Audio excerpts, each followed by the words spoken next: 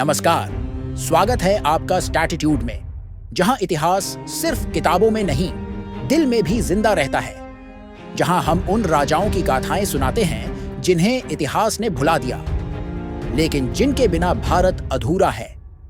आज जब कोई कश्मीर का नाम लेता है तो उसकी आंखों में सिर्फ वादियों की तस्वीर उभरती है, लेकिन कभी कश्मीर सिर्फ सुंदरता का प्रतीक नहीं था, बल्कि वो शक्ति, वैभव और संस्कृति का केंद्र था।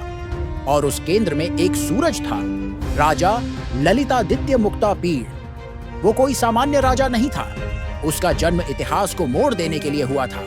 उस द्वार में जब भारत टुकड़ों में बंटा हुआ था, उसने अकेले कश्मीर को उठाया और भारत का सिर ऊंचा कर दिया।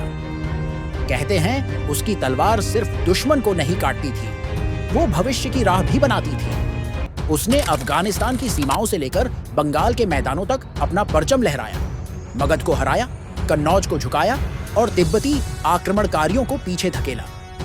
लेकिन ललितादित्य सिर्फ एक योद्धा नहीं था, वो एक निर्माता था, जिसने कश्मीर की धरती पर बनाया वो मंदिर जो आज भी खंडहर होकर उसका नाम पुकारते हैं, मारतंड सूर्य मंदिर।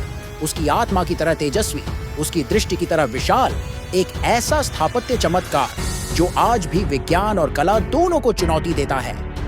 उसने सिर्फ युद्ध नहीं लड़े, उसने ज्ञान, संस्कृति, धर्म और व्यापार की एक ऐसी धारा बहाई जिससे कश्मीर को भारतीय बुद्धि का मस्तिष्क कहा जाने लगा। लेकिन आज हमारी किताबों में उसका नाम नहीं, हमारे पाठ्यक्रमों में उसकी गाथा नहीं, हमारी जुबान पर उसकी जय जयकार नहीं, क्योंकि उसने प्रचार नहीं किया, उसने निर्माण किया। वो राजा था जिसे भारत ने भुला दिया, लेकिन इतिहास के हर पत्थर ने संभाल कर रखा है। ललितादित्य का सपना एक ऐसा भारत था जो विभाजनों से ऊपर उठकर एक शक्ति बने, एक ऐसा भारत जो धर्मों को साथ लेकर चले, और एक ऐसा भारत जो निर्माण में विश्वास रखे।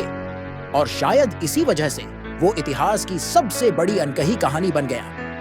आज जब हम भारत के महान राजाओं की बात करते हैं तो अशोक, अकबर और चंद्रगुप्त का नाम लिया जाता है, लेकिन अब समय है उस सम्राट का नाम भी लिया जाए जिसने हिमालय की गोद से उठकर भारत को दिशा दी, जिसे आज इतिहास ने भुला दिया, लेकिन भारत की आत्मा ने नहीं।